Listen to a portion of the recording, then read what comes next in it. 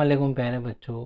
आज के इस वीडियो में हम जमात हफ्तुम की रियाजी की किताब का एक बड़ा मज़ेदार सबक क़ुव्वत नुमा इसके बारे में मालूमात हासिल करेंगे। ये एक छोटा सा वीडियो है जिसमें हम ये देखने की कोशिश करेंगे कि क़ुव्वत नुमा किसे कहते हैं, क़ुव्वत नुमा की ज़रूरत क्यों महसूस हुई, असास किसे कहते हैं। तो अगर आपको ये वीडियो नहीं समझ में आता है तो दोबारा देखिए। चलिए देखते हैं। एक छोटी सी मिसाल से इसे समझने की कोशिश करते हैं।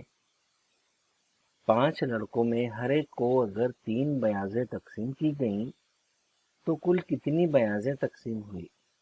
आम तौर पर इस हिसाब को छोटी जमात के बच्चे कुछ इस तरह करते हैं कि हर मर्तबा 3-3 बयाज़ें 5 मर्तबा लिखते हैं और उन 5 मर्तबा लिखने के बाद उनकी जमा करते हैं। कोई भी अमल इसी तरह करता है। यहाँ जमा का अमल कई मर्तबा किया गया।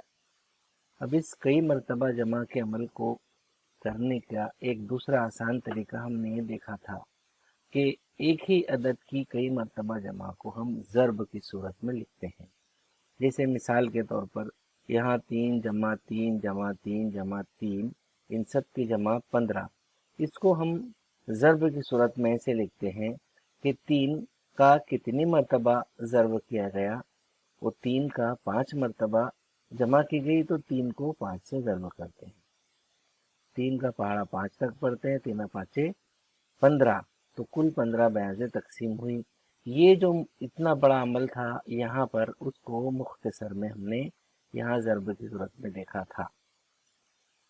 तो क्या हमारे पास ऐसी कोई और सूरत है जिस तरह के जमा के अमल को हमने मुख्तसर तरीके से लिखा? क्या इसी तरह से ज़र्ब के अमल के मुख्तसर लिखने का भी तरीका है? हाँ, है हमारे पास। जैसे आप इस मिसाल को देखिए, यहाँ पर मैंने 3 ज़र्ब 3 ज़र्ब 3 ज़र्ब 3 ये कितनी मर्तबा किया? 5 मर्तबा। तो मैं इस 3 ज़र्ब 3 ज़र्ब 3 का 5 मर्तबा ज़र्ब किया। और अब इसको हम मुख्तसर में कैसे लिखेंगे? तो हम 3 को 3 लिखेंगे कि 3 का ज़र्ब किया और कितनी मर्तबा किया? 5 मर्तबा किया। तो हम उसके ऊपर के कोने में 5 लिख देंगे। इस अदद को हम 3 क़ुव्वत 5 पढ़ेंगे। यानी इस 3 की क़ुव्वत कितनी है, इसकी ताकत कितनी है? 5 3 के बराबर है।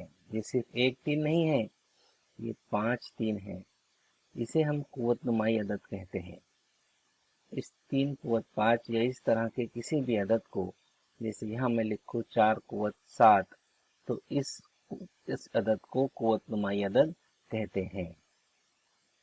यहाँ अदद 3 को कायदा कहते हैं और अदद 5 को क़ुव्वत नुमा कहते हैं। यानी ए अगर कोई एक अदद हो तो ए ज़र्ब ए ज़र्ब ए ज़र्ब ए, ये जितनी मर्तबा लिखा जाए उसकी क़ुव्वत उतनी होगी।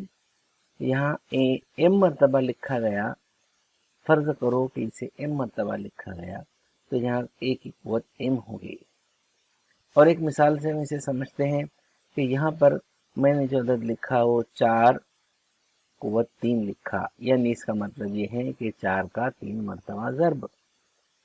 अब इसकी कीमत क्या होगी? इसकी कीमत ये होगी 4 का 4 से 4 चौक 16, 16 चौक 64, 4 की क़ुव्वत 3, इसकी कीमत होगी 64।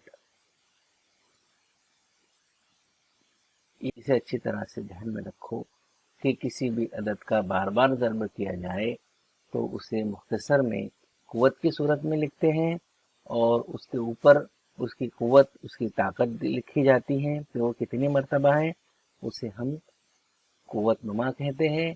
और जिस अदद की क़ुव्वत लिखी जाती है वो अदद यानी वो कायदा होता है या असास कहलाता है।